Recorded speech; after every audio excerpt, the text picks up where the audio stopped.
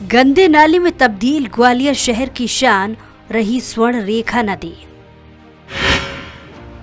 सियासत की प्रयोगशाला बनती जा रही स्वर्ण रेखा नदी हकीकत बनने का इंतजार कर रहे हैं करोड़ों के प्रोजेक्ट। ग्वालियर की स्वर्ण रेखा नदी में रियासत के दौर में शहर की शान होती थी। रियासत की रौनक के साथ नदी की रौनक भी खत्म होती गई। नदी सालों पहले गंदे नाले में तब्दील हो गई। शहर की सीवेज ने इसे और बदतर कर दिया। बाद में नदी सियासत का मुद्दा बन गई और वोट की लालच में इसकी सेहत सुधारने के लिए सियासी दांव शुरू हो गए।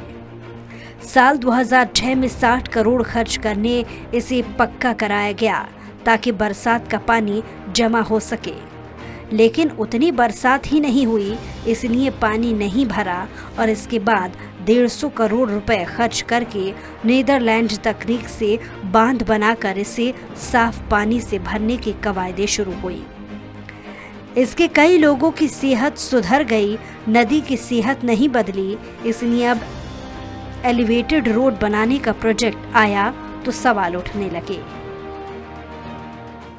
पहले स्वर्ण रेखा को काम की बात हुई थी, अनु मिश्रा जी जब इस विभाग के मंत्री थे तो उन्होंने कहा कि स्वर्ण रेखा में हम नाव चलाएंगे। क्या आपको लगता है आज दिनांक तक नाव चली और सारा का पैसा खुर्द-बुर्द हो गया? अभी एलिवेटेड रोड की हम बात करें, एलिवेटेड रोड अब ये बनाने की बात कर रहे हैं। मैं ऐसा मान के चलता हूँ कि जब जब भारतीय जनता पार्टी की सरकार प्रदेश में देश में रही तो भारतीय जनता पार्टी के लीडर नेतृत्व ने सिर्फ और सिर्फ भारतीय जनता पार्टी के कार्यकर्ताओं को ओबलाइज करने के लिए, उनको पैसा कमाने के लिए, भ्रष्टाचार करने के लिए इस तरह की स्कीमें लेके आते हैं। इससे अच्छा उदाहरण और क्या हो सकता है?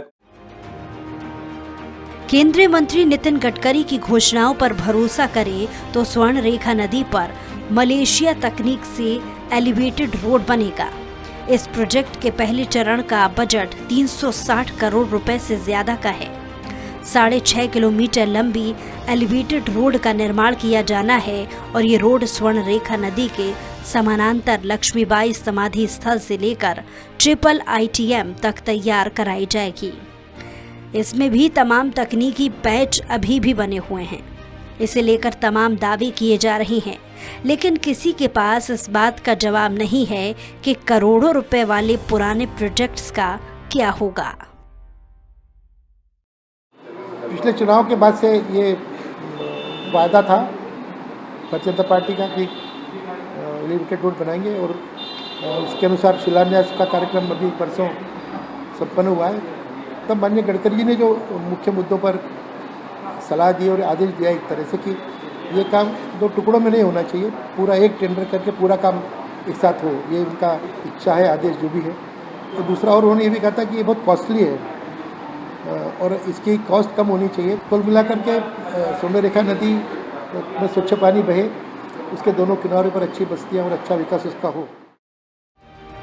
बीते करीब 18 साल में स्वर्ण रेखा नाले को फिर से नदी बनाने के लिए किए गए प्रयासों ने सरकार के विभागों और मंत्रियों तक को विवादों से लाद दिया है। इसके बाद भी नदी का कायाकल्प न होना और लगातार करोड़ों के प्रोजेक्ट पर काम होना ये साबित करता है कि इन कवायदों से नदी का रंग भले ही ना बदले, लेकिन सत्तारूढ़ दल के वोटों का रंग जरूर बदल जाएगा।